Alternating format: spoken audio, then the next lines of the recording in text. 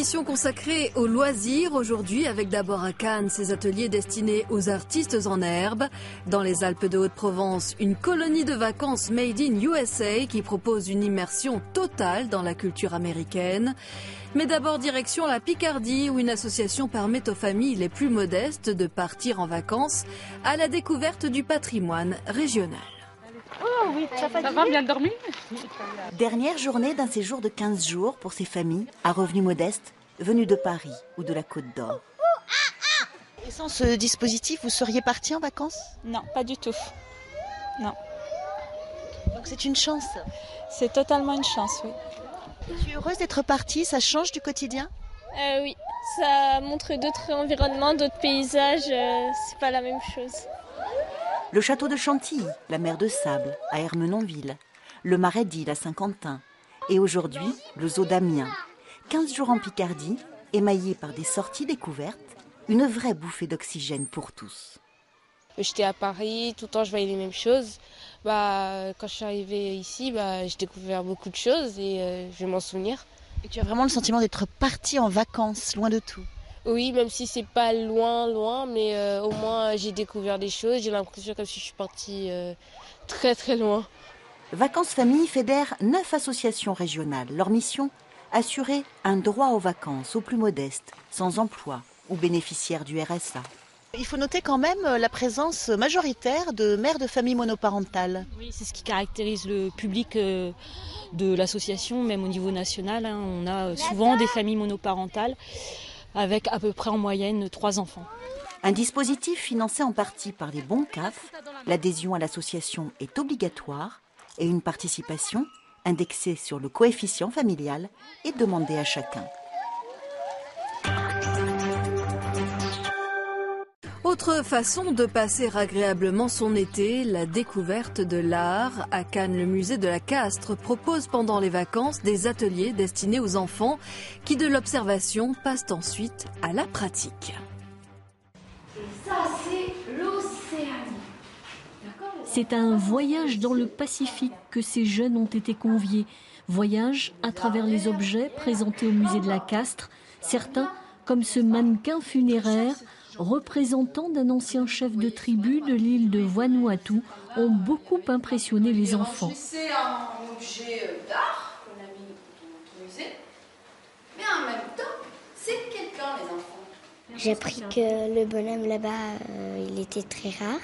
Le bonhomme mangeait des hommes. L'idée, c'était vraiment de partager cette richesse avec les enfants, donc si vous voulez, d'ouvrir les esprits, de s'ouvrir à d'autres cultures. Là, c'est intéressant parce qu'effectivement, on parle des tatouages, des cannibales, on a les casse-têtes, on a les tikis.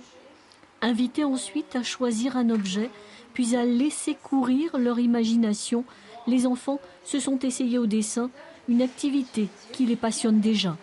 J'ai voulu faire ce stage parce que j'aime bien dessiner et j'aime bien ce musée. On apprend des choses et après on revient avec des beaux dessins, après on s'en souvient, donc c'est bien. Ouvert tous les jours, du mardi au vendredi, aux enfants de 5 à 13 ans, ces ateliers seront accessibles jusqu'au 20 septembre prochain. Pour les plus grands, rien de mieux que l'immersion totale dans la culture américaine. Pour cela, pas besoin d'envoyer vos ados aux États-Unis. Dans les Alpes de Haute-Provence, une colonie de vacances en version originale permet aux jeunes de s'initier à l'anglais de façon très ludique. Une colo, pas comme les autres. Dans cet American Camp, chaque matin le même rituel, 2 heures d'anglais non négociables. Les animateurs sont tous anglo-saxons et la plupart ne parlent pas français. Bizarre au début. En fait, ça ressemble pas vraiment aux cours qu'on a en classe et ça change. Et c'est bien parce qu'on s'amuse. Mais ces jeunes de 10 à 15 ans qui sont venus poussés par leurs parents avouent apprécier le concept. Déjà beaucoup pour l'accent et puis la culture aussi parce qu'on fait beaucoup d'activités américaines, des expressions qu'on n'apprend pas forcément en cours. Et oui, moi, je trouve que j'ai beaucoup progressé. Moi, j'aime bien personnellement. C'est d'ailleurs elle qui m'a fait découvrir. Et j'aime bien parce que c'est plus ludique, forcément. Les activités, c'est vraiment en rapport avec l'Amérique.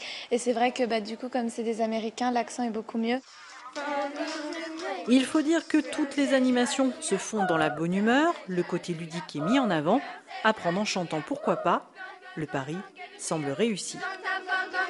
Le but, c'est pour eux de se familiariser avec l'anglais, de l'entendre toute la journée et puis surtout d'apprendre à surmonter leur appréhension, de participer, de s'exprimer en anglais. Et généralement, on se rend compte que même s'ils ne repartent pas bilingues, quand ils retournent à l'école après, ils participent plus, ils osent demander ce qu'ils n'ont pas compris, ils osent essayer. Bien sûr, il n'y a pas que les cours. Ici, comme dans n'importe quel colo, sketch, activité physique ou baseball par exemple, seule particularité, du matin au soir, on s'exprime, on danse, on chante en anglais.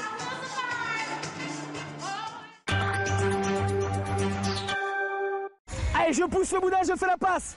Allez, je le pousse fort, ouais, fonce. Enfin, après les loisirs culturels et linguistiques, que diriez-vous de faire un peu de sport? Jusqu'à la mi-août, le Beach Rugby Tour sillonne les plages de France. Le but, faire découvrir au public le beach rugby, une discipline proche du rugby traditionnel, avec toutefois quelques différences de taille. Le sable, il nous ralentit, du coup, on perd du temps. Et c'est pour ça que c'est plus dur. C'est bien quand même. Oui. C'est plus sympa sur le sable, ça fait déjà moins mal. Quitte à que ce soit un peu plus fatigant, c'est pas très grave.